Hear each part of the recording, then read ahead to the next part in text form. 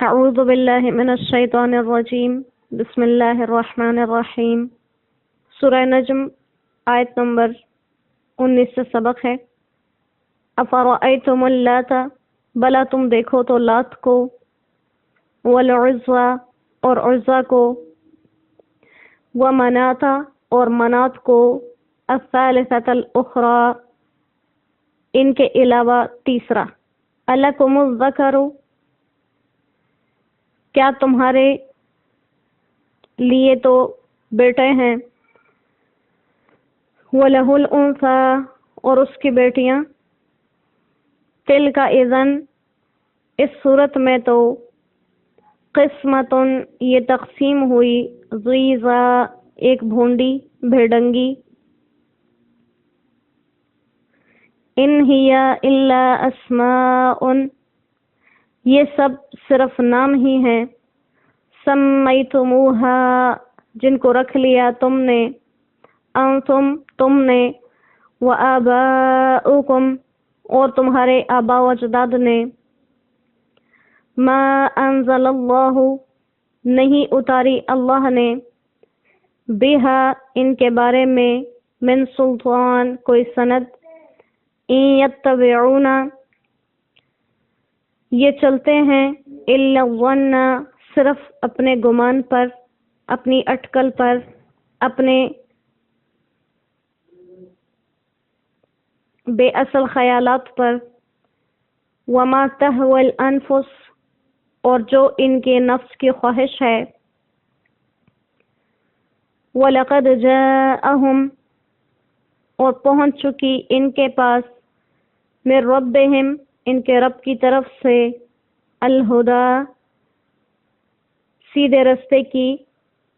سمجھ، سیدھے رستے کی ہدایت۔ صدق اللہ العظیم۔ پچھلی آیات میں آپ صلی اللہ علیہ وسلم کی نبوت اور رسالت اور آپ صلی اللہ علیہ وسلم کے وحی کے محفوظ ہونے کے دلائل کا تذکرہ تھا۔ اب ان آیات میں مشرکین عرب کے اس فعل کی مذمت ہے کہ انہوں نے بغیر کسی دلیل کے مختلف بتوں کو اپنا معبود اور کارساز بنا رکھا ہے، اور فرشتوں کو اللہ تعالیٰ کی بیٹیاں قرار دیتے ہیں، اور بعض روایات میں ہے کہ وہ ان بتوں کو بھی اللہ تعالیٰ کی بیٹیاں کہا کرتے تھے۔ مشرکین عرب جن بتوں کی پرستش کرتے تھے وہ بے شمار تھے، لیکن 3 زیادہ مشہور تھے، اور انہی کی عبادت پر بہت بڑے بڑے قبائل لگے ہوئے تھے۔ ان میں سے ایک لات، ایک عزی، ایک منات۔ لات قبیلہ ثقیف یعنی طائف والوں کا بت تھا، عزی قریش والوں کا، اور منات بنی حلال کا۔ 3 بڑے بت تھے اور 3 بڑے قبیلوں نے ان کو اپنا معبود بنا رکھا تھا۔ ان بتوں کے مقامات پر مشرکین بڑے بڑے شاندار مکان بنا کے کعبہ کی حیثیت دیتے تھے اس کو۔ فتح مکہ کے بعد آپ صلی اللہ علیہ وسلم نے ان سب کو منہدم کرا دیا۔ تو ان کی یہ تقسیم جو تھی کہ وہ کہتے تھے کہ فرشتے یا یہ بت اللہ کی بیٹیاں ہیں، تو ان سے کہا گیا کہ تلک اذن قسمۃ ضیزیٰ یہ تو ایک عجیب بے ڈھنگی سے قسمت ہوئی، تقسیم ہوئی، ظالمانہ تقسیم ہوئی۔ ضیزیٰ جس لفظ سے نکلا ہے اس کی اصل ہوتی ہے زوز، ضاد واو زا،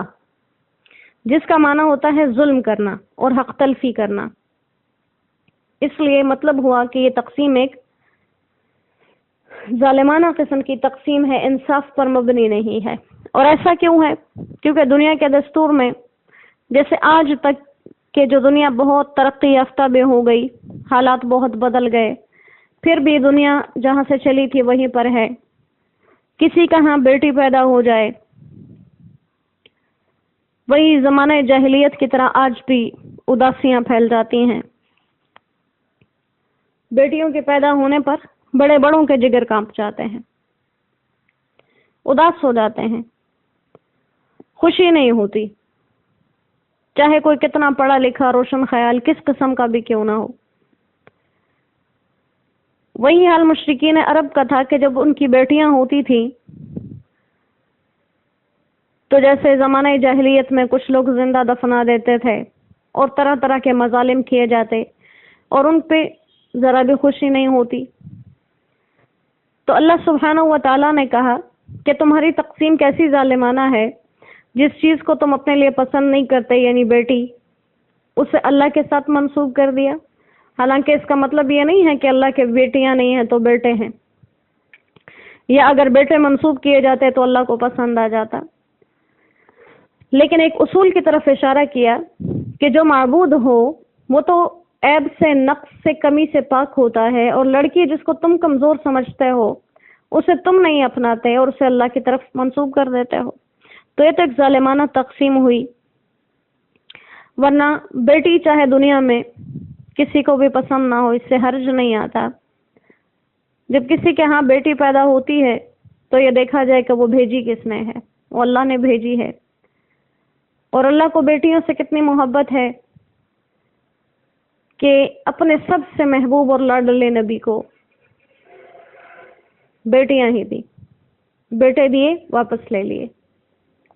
بیٹیاں ہی دی۔ جتنے بھی مشہور انبیاء کے تذکرے اور واقعات آتے ہیں تو زیادہ تر کی بیٹیوں کی بات ہی آتی ہے۔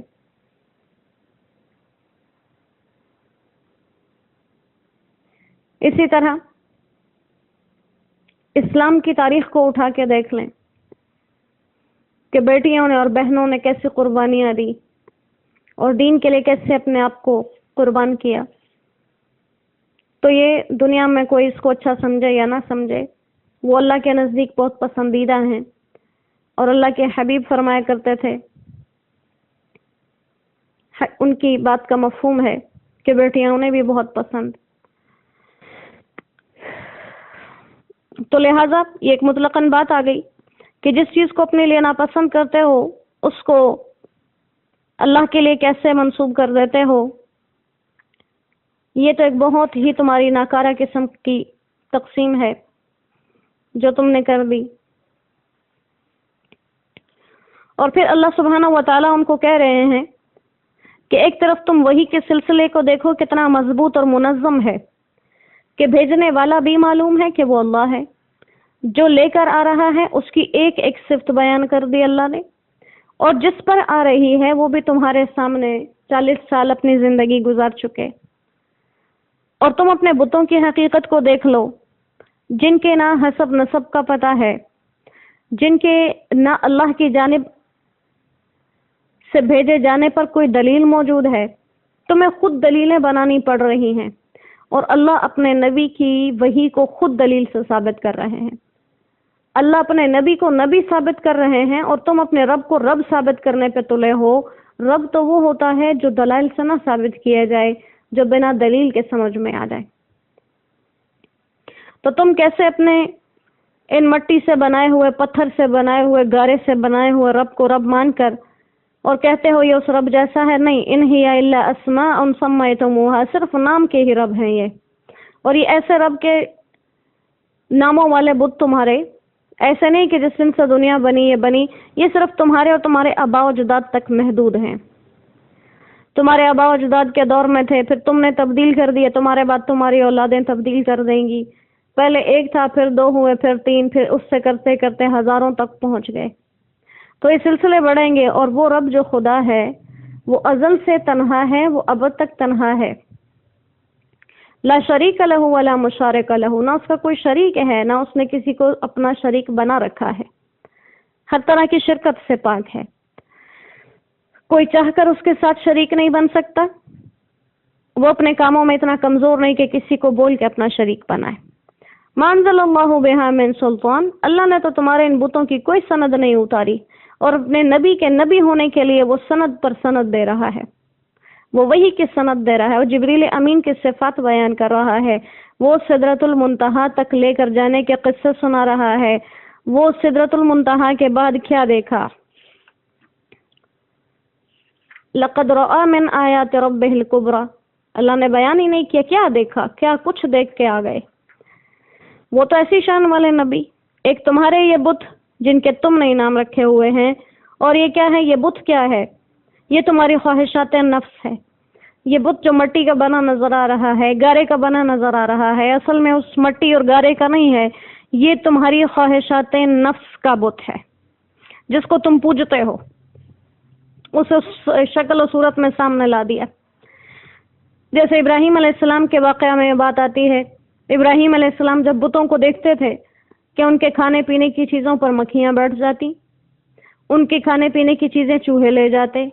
مکھیاں آ کے ان بتوں پر بیٹھ جاتی، وہ سوچا کرتے کیسے معبود ہیں جو اپنے اوپر بیٹھنے والی گندگی کی چیزوں کو بھی دور نہیں کر سکتے، اور کتنے کمزور اور بے بس ہیں جو چوہے سے اپنے سامان کو چھڑا نہ سکے۔ کیا رب ایسے ہوتے ہیں؟ رب تو وہ ہے جو اپنے ایک کن کے فیصلے سے پوری بستی کو الٹ کے رکھ دے۔ رب تو وہ ہے جو کن کے فیصلے سے زمینیں بنا دے، جو کن کے فیصلے سے آسمان بنا دے۔ رب تو وہ ہے جس کے ارادے کا نام وجود ہے۔ تو کہا یہ صرف تمہاری خواہشات نفس ہیں، اور ایسا نہیں کہ قیامت کے دن تم یہی کہتے رہو کہ ہمارے آباء و اجداد ان کاموں پر چلتے تھے، ہم چلتے رہے، ہمیں کوئی سمجھانے نہیں آیا، غلطی ہماری نہیں۔ اللہ فرماتے ہیں غلطی سراسر تمہاری ہے۔ وَلَقَدْ جَاءَهُم مِّن رَّبِّهِمْ، اللہ نے پھر بھی کہا ان کے رب کی طرف سے۔ یہ نہیں کہا کہ مسلمانوں کے رب نے تمہاری طرف کتاب بھیجی، اللہ نے تب بھی ان کو اپنا رب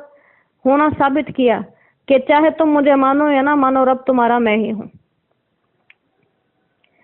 تمہارے رب کی طرف سے تمہارے پاس ہدایت آ چکی، قرآن آ چکا، آپ صلی اللہ علیہ وسلم کے ذریعے قرآن کے ایک ایک لفظ کی تفصیل ہو چکی، ایک ایک بات کو ذکر کیا جا چکا، ایک ایک کام کو سنت کے مطابق کر کے دکھایا جا چکا۔ اب اگر اس کے بعد نہیں مانتے، تمہارے پاس کوئی دلیل نہیں ہے اپنے اس بات کو جھٹلانے کی کہ ہمیں کسی نے ہدایت نہیں کی اور ہمارے پاس کوئی پیغام لے کر نہیں آیا۔ تو انسان کے اوپر اللہ تعالیٰ کی حجت تمام ہے، جیسے ایک حدیث مبارکہ کا مفہوم ہے، اور ہم کافی دفعہ اس کو سبق میں دہرا بھی چکے کہ ہر انسان کو یہ بات اچھی لگتی ہے کہ کوئی اس پر اعتراض نہ کر سکے، کوئی اس کو حجت نہ دے سکے، اور اللہ تعالیٰ ان تمام لوگوں میں سب سے زیادہ اس بات کو پسند کرتے ہیں کہ کوئی مجھے حجت نہ دے سکے کہ اللہ اگر ایسا ہوا ہوتا تو ہم ایسا کر لیتے۔ اور اسی لیے اللہ نے انبیاء کو بھیجا، نبوت کا سلسلہ چلایا، کتابیں بھیجی، تاکہ کسی انسان کو قیامت کے دن یہ حجت نہ رہے کہ ہمیں کسی نے بتایا نہیں، اللہ نے پہنچا دیا، اللہ نے پہنچا دیا۔ اب اس کو سن کے عمل کرنا ہے یا سن کے بھلا دینا، یہ انسان کی اپنی فطرت ہے۔ اللہ کریم ہمیں اپنے اس پاک کلام کے ذریعے اس کے ہر زیر و زبر پر عمل کرنے کی توفیق عطا فرمائے، اور شب و روز اللہ ہمیں اس کی محبتوں والی تلاوت نصیب فرمائے۔ وہ تلاوتیں کہ جب صحابہ کرام کیا کرتے ان کے رونگٹے کھڑے ہو جاتے، وہ تلاوتیں جب صحابہ کرام کیا کرتے ان کے دل نرم پڑ جاتے، وہ تلاوتیں جن کو کرتے ہوئے ان کی آنکھوں سے ندیوں کی طرح پانی بہا کرتے، وہ تلاوتیں جو عمر فاروق جیسی عظیم ہستی کو اتنا رولاتی کہ پوری مسجد میں ان کے ہچکیوں کی آوازیں گونجا کرتی۔ اللہ کریم ایسی محبت والی تلاوتیں ہمیں نصیب فرما دیں، اور ہم خطا کار ہیں، ہم سے کہنے سننے میں جو خطائیں لغزشیں ہو جائیں اللہ درگزر فرما دیں، بے شک وہ غفور الرحیم ہے۔ وآخر دعوانا ان الحمد للہ رب العالمین۔ السلام علیکم ورحمۃ اللہ وبرکاتہ۔